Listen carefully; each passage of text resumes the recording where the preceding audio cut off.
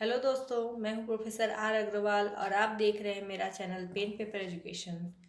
दोस्तों, इससे पिछले वीडियो में मैंने आप लोगों को शैक्षिक तकनीकी के बारे में बताया था, इसकी परिभाषा एवं अर्थ के बारे में बताया था और उसके उद्देश्यों एवं उनकी विशेषताएं क्या है इसके बारे में जानकारी दी थी। आज का मेरा टॉपिक है शैक्षिक तकनीकी की प्रकृति, उसके क्षेत्र एवं सीमाओं के बारे में बताना है।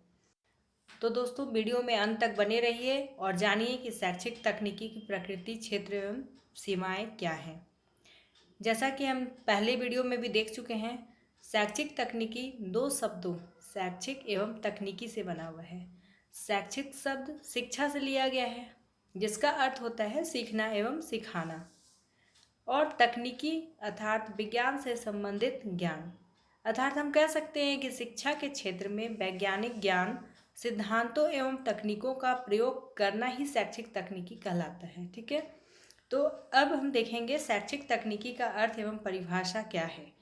तो दोस्तों, ये पिछले वीडियो में भी मैंने आपको बताया था कि उसकी अर्थ एवं परिभाषा क्या है, तो आप प्लीज़ उसे भी देख लीजिएगा एक बार और 2-4 लाइन जो भी आपको लिखना हो अर्थ एवं परिभाषा जरूर डाल दीजिएगा। आगे अब हम देखेंगे कि इसकी प्रकृति क्या है। तो चलिए हम देखते हैं कि शैक्षिक तकनीकी की प्रकृति क्या है या नेचर क्या है।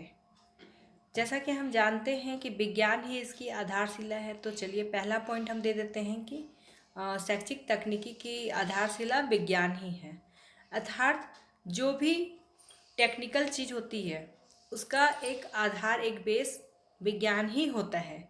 और अगर इसको शिक्षा शास्त्र से जोड़ा जाए तो मशीन नहीं कहा जाएगा कि ये तकनीकी सहारा हम मशीनों के द्वारा ले रहे हैं, लेकिन जो भी टेक्निकल चीज़ हम यूज कर रहे हैं, जैसे मोबाइल ऐप यूज कर रहे हैं या फिर हम कंप्यूटर के द्वारा, प्रोजेक्टर के द्वारा अगर हम कुछ पढ़ाई कर रहे हैं, तो उसका जो बेस है, उसकी जो आधारशिला है वो विज्ञान ही है। और अगला पॉइंट इसी से रिलेटेड है, क्या है देख लेते हैं। शैक्षिक तकनीकी या यह जो है शिक्षा पर विज्ञान तथा तकनीकी के प्रभाव का अध्ययन करती है। अर्थात जो भी हम यूज करते हैं टेक्निक, जो भी विज्ञान के रूप में शिक्षा की पढ़ाई हम कर रहे हैं, मान लिया कुछ भी हम ज्ञान प्राप्त कर रहे हैं, तो उसमें तकनीकी का प्रभाव जरूर पड़ता है और उसी का अध्ययन हम शैक्षिक तकनीकी में करते हैं। अब तीसरा पॉइंट हम देंगे कि यह व्यवहारिक पक्ष पर बल देता है। कोई भी चीज़ अगर शिक्षा है या कुछ हम किसी तरह का ज्ञान प्राप्त कर रहे हैं, तो हम सिर्फ किताबी ज्ञान या एक शिक्षक जो जानता है, जितना उसको नॉलेज है, सिर्फ वही नहीं बता रहा है, बल्कि यह कैसे उपयोग में लाया जाए, कैसे दैनिक जीवन में इसका इस्तेमाल हो इस शिक्षा का, कैसे हम उस शिक्षा के द्वारा कुछ मनी अर्न कर सके, अपनी जीविका का साधन प्राप्त कर सके, इस पर भी तकनीकी जो है वो बल देता है। उसके बाद अगला पॉइंट हम दे सकते हैं कि यह निरंतर विकासशील विषय है। अर्थात शैक्षिक तकनीकी का जो विषय है, जो टेक्निक है, वो निरंतर विकासशील होता है, अपडेट होते रहता है। जैसे शिक्षा के लिए यूज हम करते थे पहले कंप्यूटर में बहुत ही पुराना वर्जन था, बाद में विंडोज़ आया, उसके बाद एक्सपी आया, फिर और न्यू बहुत सारे ऐसे टेक्निक हैं जो निरंतर विकासशील हैं। आज के डेट पे हम मोबाइल से भी शिक्षा प्राप्त कर ले रहे हैं। अनेकों ऐसे ऐप हैं और ऐसी सुविधाएं हैं जिसके थ्रू शिक्षा हम प्राप्त कर सकते हैं। तो कहने का मतलब कि शैक्षिक तकनीकी की जो प्रकृति है वो बिल्कुल विकासशील है। इसके अलावा हम एक पॉइंट और दे सकते हैं, शैक्षिक तकनीकी सीखने की प्रक्रिया का विकास करती है। अर्थात हम जैसे स्कूल कॉलेजों में जाते हैं तो वहाँ जो टेक्निक अपनाई जाती है, पाठ्यक्रम होता है, करिकुलम, और उस पर टीचर्स लेक्चर दे रहे हैं या कुछ भी बोर्ड में बता रहे हैं, वो हम एक्सेप्ट करते हैं, उसको हम समझते हैं, सीखते हैं और वही हमारे दिमाग में रहता है, वही फ्यूचर में हमारा यूज होता है। लेकिन नई टेक्निक आने से जो तकनीकी हम शिक्षा के क्षेत्र में यूज कर रहे हैं वो क्या करती है, हमारे सीखने की जो प्रक्रिया है, हमारे सीखने की जो क्षमता है उसका और भी ज़्यादा विकास कर रही है। हम नई नई चीज़ों को रोज़ सीख रहे हैं, देख रहे हैं, समझ रहे हैं और उसका इस्तेमाल करके अपने जीवन को अधिक प्रभावशाली और रुचिकर बना रहे हैं। साथ ही हम अनेकों टेक्निक से जुड़ करके बाहरी दुनिया के बारे में भी बहुत ही आसानी से जानकारी प्राप्त कर रहे हैं। पहले ये सुविधा नहीं थी, लेकिन वर्तमान में ऐसा हम कर पा रहे हैं। तो आइए अब हम देखते हैं कि इसका स्कोप या क्षेत्र क्या है, अर्थात शैक्षिक तकनीकी का क्षेत्र क्या है, कहाँ तक है। तो दोस्तों आगे चलिए जानते हैं। इससे पहले प्लीज़ चैनल को सब्सक्राइब कर ले जो नए आए हैं और देखते रहें वीडियो को अंत तक। तो चलिए पहला क्षेत्र हम देखते हैं, शिक्षण अधिगम प्रक्रिया यानी टीचिंग लर्निंग मेथड क्या है। चूँकि किसी भी चीज़ को पढ़ने समझने के लिए एक टेक्निक, एक मेथड की ज़रूरत होती है, तो इस पे इसका जो शिक्षण और अधिगम का प्रक्रिया है वो काफ़ी यूज़फुल होता है, काफ़ी रुचिकर होता है। तो हम उसी हिसाब से हम पढ़ाई कर सकते हैं और अपने पढ़ाई को अधिक उपयोगी बना सकते हैं। अब अगला अगर हम क्षेत्र देखें तो पाठ योजना यानी लेसन प्लान। किसी भी चीज़ को पढ़ाने के लिए, चाहे वो एक शिक्षक हो या एक शिक्षणार्थी हो, अगर वो एक प्रोसेस से चले, एक टेक्निक से चले, एक योजना बनाकर अपने काम को अंजाम दे, तो वो काम बेहतर तरीके से हो सकता है। इसीलिए शिक्षकों एवं प्रशिक्षणार्थियों से यह आग्रह किया जाता है, उनसे यह अपेक्षा की जाती है कि वो जो भी टॉपिक स्कूल में या कक्षा में पढ़ाने जा रहे हैं उससे पहले एक लेसन प्लान तैयार कर लें और उसी के अकॉर्डिंग शिक्षा दें। तो ये भी शैक्षिक तकनीकी के क्षेत्र में आता है। ठीक है, अब अगला पॉइंट हम देते हैं, श्रव्य दृश्य सामग्री यानी ऑडियो विजुअल एड्स। टीचिंग करने के तरीके में ये एक बहुत ही इम्पॉर्टेंट क्षेत्र माना जाता है। ऑडियो वीडियो यानी कि हम बहुत सारी चीज़ों को सुनकर, देखकर समझ सकते हैं। जैसे सुनने में हम रेडियो बजा दें या इसी तरह का कोई और रिकॉर्डिंग हम करके बजा दें, तो उससे भी हम पढ़ाई कर सकते हैं। और प्रोजेक्टर के थ्रू हम स्क्रीन पे देखकर या टेलीविज़न के थ्रू हम देखकर, या फिर आजकल जो न्यू टेक्निक आ रही है कंप्यूटर और मोबाइल के द्वारा, तो उसमें भी हम देख करके शिक्षा ग्रहण कर सकते हैं और शिक्षा प्रदान भी कर सकते हैं। तो अगला क्षेत्र हम देंगे शिक्षण प्रविधि यानी टीचिंग मेथड। क्या है इसका क्षेत्र? शिक्षण प्रविधि। कोई भी टीचर हो या कोई भी सब्जेक्ट हो, वो जिस सब्जेक्ट को पढ़ा रहा हो, हर टीचर की अपनी अपनी टेक्निक, अपना अपना मेथड होता है। किस मेथड से वो पढ़ाना पसंद करता है और किस मेथड से पढ़ाते हुए वो शिक्षण को अधिक प्रभावी बना सकता है, ये उस शिक्षक और उसके यूज किए हुए मेथड पे डिपेंड करता है। अब अगला क्षेत्र हम देखेंगे कि क्या है, शिक्षण सिद्धांत एवं प्रतिमान यानी टीचिंग मॉडल्स एंड थ्योरीज।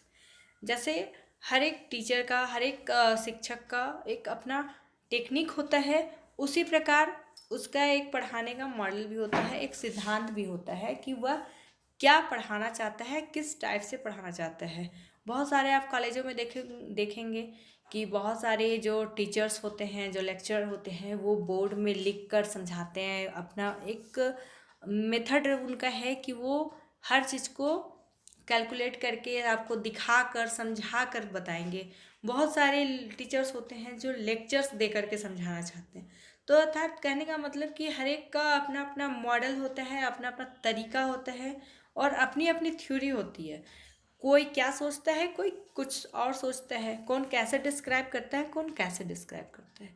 तो ये सारे क्षेत्र हैं शैक्षिक तकनीकी के। इसके अलावा एक क्षेत्र और दे सकते हैं, शिक्षण सामग्री या टीचिंग एड्स। टीचिंग एड्स में बहुत सारी चीज़ें आते हैं। किसी तरह का मैप आ सकता है और किसी तरह से वो चार्ट वगैरह भी आ सकता है। बहुत सारे लोग मॉडल कुछ रख करके बताते हैं।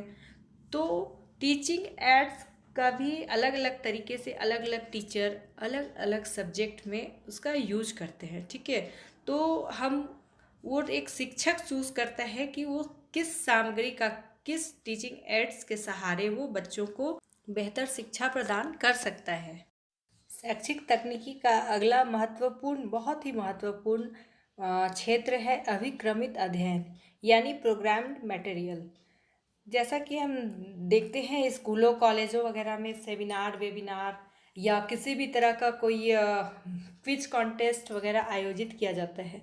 ये किस लिए किया जाता है? ताकि हम एक प्रोग्राम वे में एक सही टेक्निक के तरीके से बच्चों को बेहतर शिक्षा प्रदान कर सकें, उनको अपनी क्षमता का ज्ञान हो सके कि वो किस टाइप से और कितना नॉलेज प्राप्त कर पा रहे हैं।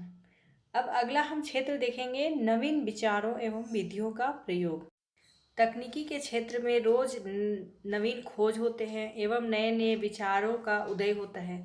तो अगर उसको हम शैक्षिक तकनीकी से जोड़ें तो नवीन विचारों एवं विधियों का प्रयोग करके हम शिक्षा को और भी बेहतर बना सकते हैं और उसे उपयोगी एवं रुचिकर भी बना सकते हैं। अब हम आते हैं शैक्षिक तकनीकी का महत्व एवं कार्य। तो चलिए देखते हैं क्या इम्पोर्टेंस है एजुकेशनल टेक्नोलॉजी का। पहला महत्व हम देखते हैं शारीरिक मानसिक विकास में सहायक, अर्थात शैक्षिक तकनीकी को यूज कर उसका इस्तेमाल करके हम अपने शारीरिक एवं मानसिक हर तरह से यानी कि फिजिकल और मेंटल डेवलपमेंट कर सकते हैं।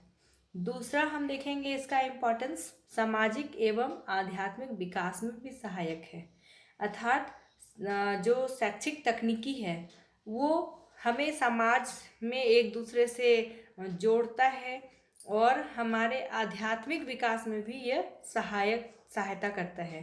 अगला हम इम्पोर्टेंस देंगे अध्यापक शिक्षण सुधार में सहायक। चूँकि पहले का शिक्षा बहुत ही लिमिट था, एक जो शिक्षा जानते थे वो उतना ही जानकारी देते थे, उतना ही ज्ञान प्रदान करते थे। लेकिन वर्तमान में ऐसा नहीं है, नई नई खोज आई हैं, नए नए टेक्निक आए हैं और जिसके सहारे हम पूरी दुनिया के बारे में विस्तार से जान सकते हैं, जिसमें से एक हमारा गूगल ऐप बहुत ही सहायता करता है, हम जानते हैं। तो इस ऐप के सहारे, इसके अलावा और भी बहुत सारे टेक्निक हैं, बहुत सारे ऐप्स हैं जिनकी मदद लेकर एक अध्यापक भी अपने शिक्षण में सुधार कर सकता है। तो इस तरह से इसका शैक्षिक तकनीकी का इम्पोर्टेंस बहुत ही ज़्यादा हो जाता है। अब अगला हम देंगे पाठ्यक्रम के विकास में भी सहायक है। पुरानी टेक्निक के सहारे जैसा पाठ्यक्रम पहले बनाया जाता था जो बहुत ज़्यादा प्रभावकारी एवं बहुत ज़्यादा व्यावसायिक नहीं था, लोग शिक्षा प्राप्त जरूर कर लेते थे लेकिन उसका बाहरी दुनिया में, व्यवहारिक दुनिया में यूज़ बहुत ही कम होता था। परंतु वर्तमान में ऐसा नहीं है, नए नए टेक्निक आए हैं, नई नई शैक्षिक पद्धति आई है जिसका यूज कर, जिसकी सहायता लेकर पाठ्यक्रम को नई दिशा दिया जा सकता है। तो अगला पॉइंट हम देंगे शैक्षिक तकनीकी का महत्व में कि श्रव्य दृश्य सामग्रियों के विकास में भी सहायता है, प्रदान करता है, अर्थात जो भी ऑडियो विजुअल एड्स होते हैं, जो टीचिंग सामग्रियां होती हैं, उसके विकास में भी शैक्षिक तकनीकी सहायता प्रदान करती है। तो इस हिसाब से भी इसका महत्व काफ़ी बढ़ जाता है। अब अगला पॉइंट हम दे सकते हैं ज्ञान के संचय एवं हस्तांतरण में सहायक। ठीक है, ज्ञान का संचय कैसे करते हैं हम? हमारे पास इतना ज़्यादा ऐप अवेलेबल है जिस पे हम जो भी जानकारी प्राप्त करते हैं, चाहे वो स्कूल कॉलेजों से प्राप्त करें या नई टेक्निक के सहारे हम ज्ञान प्राप्त करें, उसका एक जगह हम संचय कर सकते हैं और फिर उसको एक दूसरे के साथ जो शेयर करते हैं वो हस्तांतरण हुआ, अर्थात हम अपनी सारी जानकारी हम दूसरे को भी शेयर कर सकते हैं। जैसे अभी मुझे बीएड का जो नॉलेज है या जो टेक्निक मुझे मालूम है उसके हिसाब से मैं आप लोगों को वो शिक्षा प्रदान कर सकती हूँ, वो अपने ज्ञान के संचय को आप तक हस्तांतरित कर रही हूँ। तो इस प्रकार से भी इसका महत्व काफ़ी बढ़ जाता है। अब अगला हम महत्व देखेंगे कि शैक्षिक अनुसंधान के विकास में भी यह सहायता करती है। यानी जो शैक्षिक तकनीकी है, जो नई नई तकनीकियाँ आती हैं, वो हमारे शिक्षा के क्षेत्र में जो खोज होती है, जो अनुसंधान किए जाते हैं, यानी रिसर्च किए जाते हैं, उसमें भी डेवलपमेंट करता है। नई नई तकनीकों के सहारे हम अपने जो अनुसंधान को और भी बेहतर और भी उपयोगी यूजफुल बना सकते हैं। तो ये तो थी शैक्षिक तकनीकी के महत्व एवं कार्य। अब इसकी कुछ सीमाएं भी हैं जिनके पार हम नहीं जा सकते हैं, या उसको सीमाओं को पार हमें नहीं करना चाहिए। तो चलिए देख लेते हैं कि इसकी सीमाएं क्या हैं। शैक्षिक तकनीकी के सीमाओं को अगर हम देखें तो हम कह सकते हैं कि यह सिर्फ ज्ञानात्मक क्षेत्र पे बल देता है, न भावात्मक एवं क्रियात्मक क्षेत्र में यह बल बिल्कुल नहीं देता है। अर्थात सिर्फ वो ज्ञान देता है, नॉलेज देता है, लेकिन आप भावनात्मक रूप से नहीं जुड़ सकते हैं। अगर हम क्लासरूम अगर हम शिक्षक ग्रहण करें तो उसमें क्या होता है, हम टीचर के साथ भावनात्मक रूप से भी जुड़ते हैं और वर्क भी करते हैं। लेकिन जब हम टेक्निक का इस्तेमाल करते हैं तो हम सिर्फ ज्ञान प्राप्त करते हैं। तो ये इसकी एक सीमा है। अब दूसरा हम पॉइंट दे सकते हैं कि यह आधुनिक उपकरणों की जानकारी में कमी होती है। एक से एक डेली का डेली रोज़ नई नई टेक्निकें उपलब्ध हो रही हैं, जो सभी लोगों को जिसकी जानकारी नहीं प्राप्त हो पाती है। तो जानकारी के अभाव पे हम इसकी नई टेक्निक से वंचित रह जाते हैं। तो ये भी एक इसकी सीमा है। अगली सीमा हम देखेंगे, आधुनिक उपकरणों एवं सामग्री का प्रयोग सीमित वर्ग तक उपलब्ध है।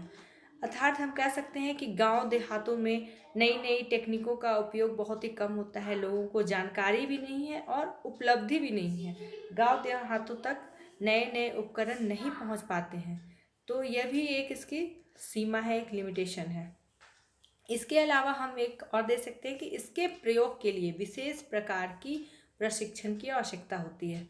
जैसा कि हम जानते हैं, पहले जब नई नई कंप्यूटर आया था तो हम सभी कंप्यूटर सीखते थे कि कैसे उसको चलाना है, कैसे यूज करना है, कैसे प्रोग्रामिंग करना है, कैसे विंडो वर्ड में काम करना है, माइक्रोसॉफ्ट वर्ड वगैरह में। तो कोई भी नई टेक्निक आती है तो उसके उपयोग के पहले हमें उसके बारे में जानना आवश्यक होता है, उसका प्रशिक्षण लेने की आवश्यकता पड़ती है। तो ये भी एक लिमिटेशन वाली चीज़ है, क्योंकि सभी लोगों को आसानी से अगर उपलब्ध नहीं है तो ये इसकी सीमा बन जाती है। कोई बहुत बड़ी चीज़ नहीं है। आप बीएड के किसी भी चीज़ के बारे में चाहे वो उसका इम्पोर्टेंस हो, वो उसका क्षेत्र हो, चाहे उसकी प्रकृति हो, आप अगर दिल से एक बार इसको सुनेंगे एवं समझेंगे तो आप खुद से पॉइंट बना लेंगे। ठीक है।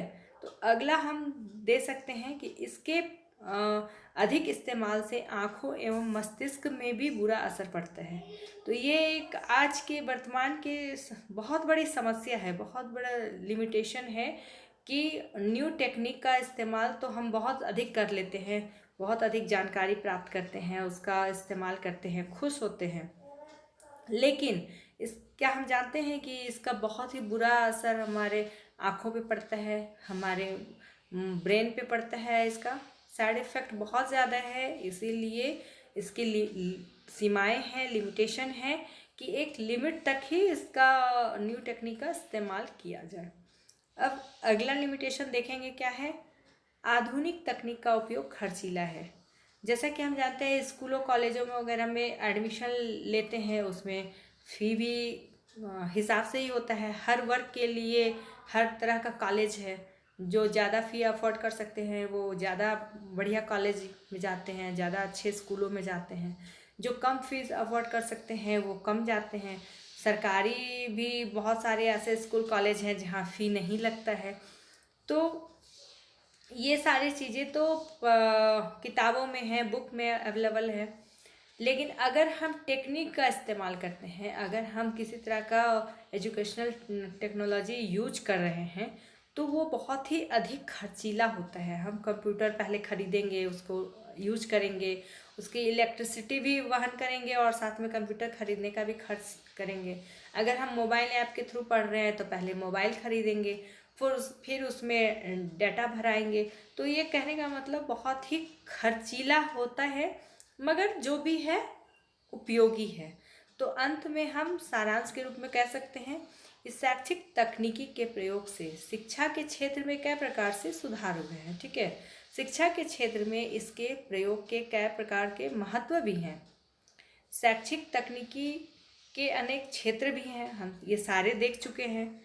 लेकिन जहाँ इसका इस्तेमाल शिक्षा को सरल, रुचिकर एवं प्रभावी भी बनाता है, परंतु इसकी भी कुछ अपनी सीमाएं हैं और उन सीमाओं का उल्लंघन हमें नहीं करना चाहिए और इस तकनीकी का उपयोग हमें सोच समझ के करना चाहिए। तो दोस्तों, अंत तक वीडियो देखने के लिए धन्यवाद। अगर वीडियो पसंद आया तो इसे लाइक एंड शेयर ज़रूर कीजिए और कुछ अगर कहना है तो कमेंट्स में ज़रूर कहिए।